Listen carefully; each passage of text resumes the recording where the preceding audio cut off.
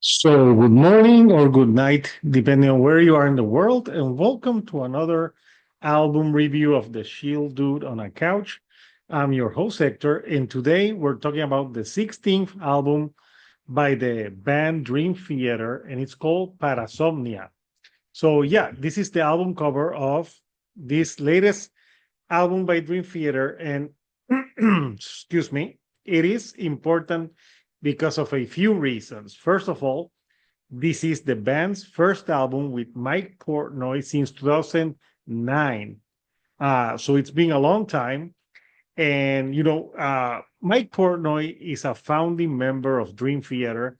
So having him back, I'm thinking maybe it's going to spark a light in the ass that Dream Theater has needed for the past 10 years or more. Yes, they have had, after, Portnoy left, they had Mike Mangini, and they had a few albums uh, come out since his departure. And there's been some highs and lows, some okay albums, some good albums, and some misses. Looking at you, the astonishing. Yes. Uh, so this is the band's 16th album, and they're continuing on an album that's exploring, a concept album about sleep disorders, if you will. So, what is a parasomnia? So, a parasomnia uh, are disruptive behaviors or events that affect your sleep. You might walk, talk, or make physical movements to act out a dream. You might wake up in fear or unable to move, like a sleep paralysis.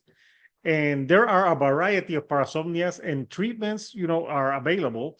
So I think the whole album is based on this concept, which I think it's quite interesting. And sometimes Dream Theater has some concepts that have hit, and like the Metropolis, that was a great one, and some that don't, like obviously the aforementioned The Astonishing, where the concept of that record was like a world where music was banned, and music saved people. I'm sorry, it hasn't aged well. That cheese is rotten. But this is a concept that is fairly more simple than what I have done before, and every song follows like I think it's 10 tracks, 8 tracks, sorry, and it's 1 hour and 10 minutes. So in that hour and 10 minutes, Dream Theater do a lot in that time, and they explore these themes on every track. So the album really is an album that flows fairly well, and it's the return of Mike Portnoy. What more can you want as a founding father? So you have to ask yourself, is this a return to form? Are they hitting again, or is it just another Dream Theater album? I would say this is their best album in many years. I think they have elements of this record of the 90s Dream Theater and some of the 2000s. It sounds urgent. It sounds like a band that's gelling. That they're very tight in their playing. So this album, like I have said, had 8 tracks. It starts with the arms of Morpheus, and Morpheus obviously is a god of sleep. This is an instrumental track, and it starts like slow, and it keeps building up. And the sound of the build up almost sounds like that song, like that's a score from Jaws, where the white shark is about to hit you. Eat you in the ass, something like that. And then it get more bombastic. You get that great drumming from Mike Portnoy, and it really sets the tone for what the record is going to be. Then they follow up with Night Terror, which was the first single that they released from this album. And oh boy, was that a great single! I really was excited when I listened to this because it has every element that makes for a good Dream Theater song. It's melodic. It's got some great riffing by, obviously, amazing playing by Mike Petrucci, but also you got great bass to it. You got those sims in there. You got some aggressiveness, and I gotta say, also James Labrie uh, sounds really good on this album. I don't think he has sound this great since one solo album that he did in 2014 that I really enjoyed. Because sometimes his voice gets overpowered by the music, but on this one, I don't know if it's the production of how they capture his voice, but he does sound like more reinvigorated. And Night Terror, I just love the chorus where he's like Night Terror, like it really sucks you in, and it sets the mood of this human being that it's paralyzed, has this night terror, and he doesn't know if he's awake, if he's asleep, and it's taking over his life. And I think this is a great track and a great single. And like I said, the drumming here by Mike Portnoy is amazing. Not to say anything bad about Mike Mangiani, he was a great drummer as well, but I don't know. I miss the Portnoy sound. And this has that Portnoy sound. He's got those two that he does like real well. And I've seen Dream Theater like twice with Portnoy back in the 2000s, and they were great live. So yeah, that track, Night Terror, is almost 9 minutes in length. And then you go into A Broken Man. And I was watching a short of James Labrie talking about the inspiration from A Broken Man. So this is the story of a man that suffers from, night terrors or other type of sleep disorders, and he's broken inside because it affects every part of his life, even in the daytime. So he's a broken man because of this, like he doesn't know how he can get cured from this or get rid of this. So it affects every part of his life. And on this one, again, James Labrie shines on his vocals. And something that I gotta give to Dream Theater on this album. Usually, Dream Theater is great musically, but somehow I think sometimes they sound so robotic and so pristine that sometimes like emotions like doesn't show well. But on this album, the emotions are showing. And that's something that I was surprised because usually Dream Theater is not good at doing that. So a pleasant surprise that I truly enjoyed. Uh, you have great tracks after that, like Dead Asleep. That one's a 11-minute song, and it's a more metal song, some like very hard riffing to it. And that one I think has a great part, like a great like bass part into it that really shines. And sometimes I don't think Dream Theater they don't give their bass player enough kudos because he's really underrated sometimes. I even forget his name. I'll have to look it up. But yeah, again, great track. And again, the pacing in this record is top notch. So this is an album that they got together last year, and nearly it's something that all Dream Theater fans were ecstatic for. And like having a concept album about based upon this cohesive narrative is really something that sometimes I think Dream Theater are good with concept albums, but sometimes I think, like I said before, that they try to be so grandiose that they confuse the fuck out of everyone. And on this one, they said, no, let's keep it simple. And I think the simpleness works well. Also, Jordan Rudess on the keyboards, he gives such great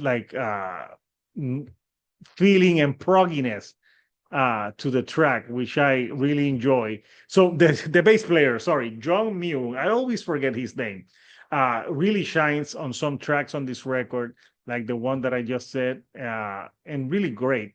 Then you have the title, another of the singles, which was Midnight Messiah. And again, that one is hard hitting. It feels immediate. It's only less than 8 minutes, so it doesn't. It's good to have tracks that are not like super long and work and carry the story forward. And on this one, it sounds like the person who's suffering is visited by this midnight Messiah, and you don't know if he's awake, if he's dreaming, or if this is a figment of his imagination.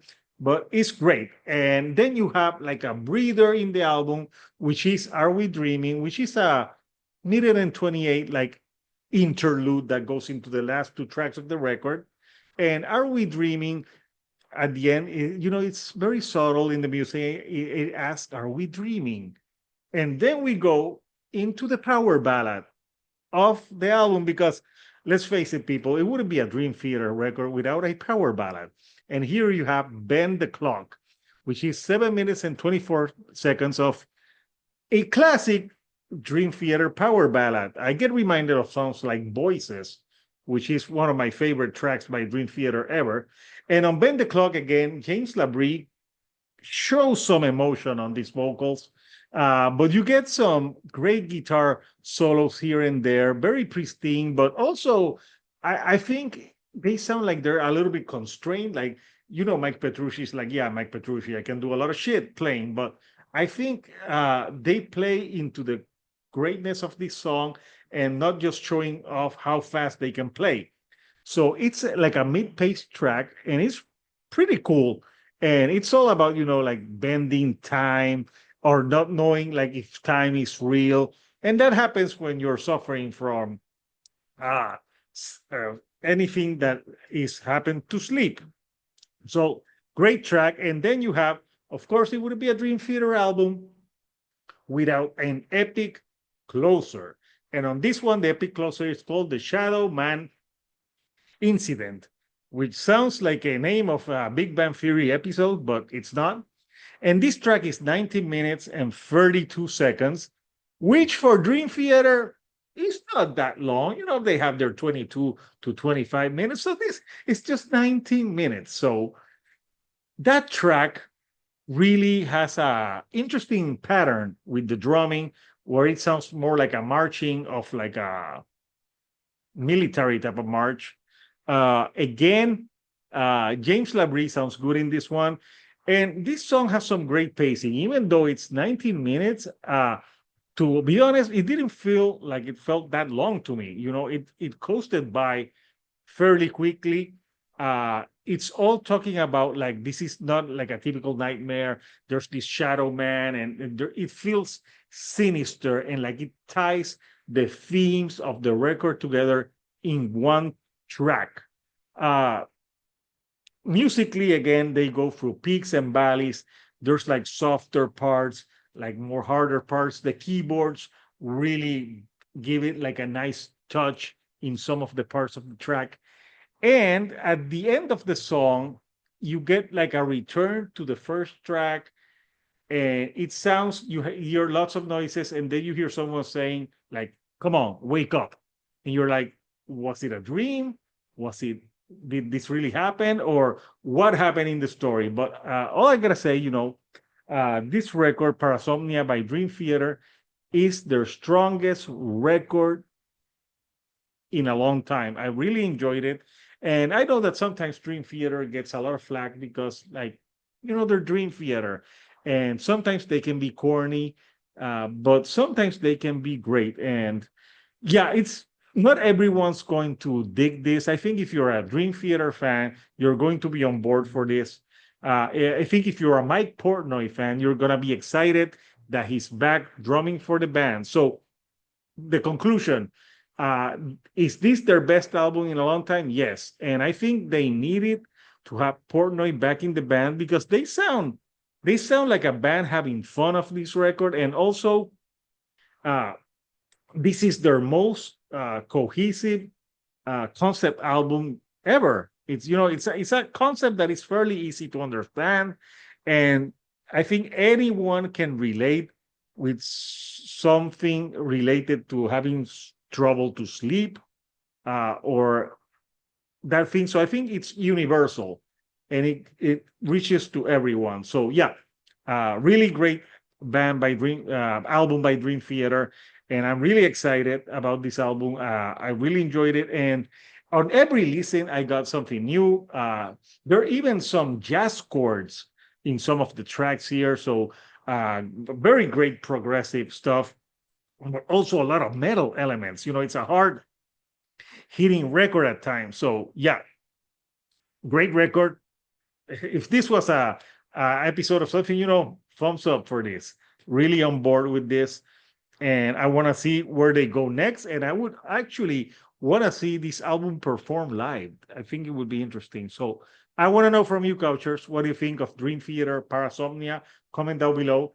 Is this uh, a comeback that you expected, or do you think it's too much hype around this record? So comment down below. And if you like the videos that I'm putting out, do not forget to give me a like and do not forget to subscribe. That helps me with the YouTube algorithm to more people like yourself. So until next time, this is Hector, the Shield Dude on a couch, and I'll see you all right here on the couch. Thank you and goodbye.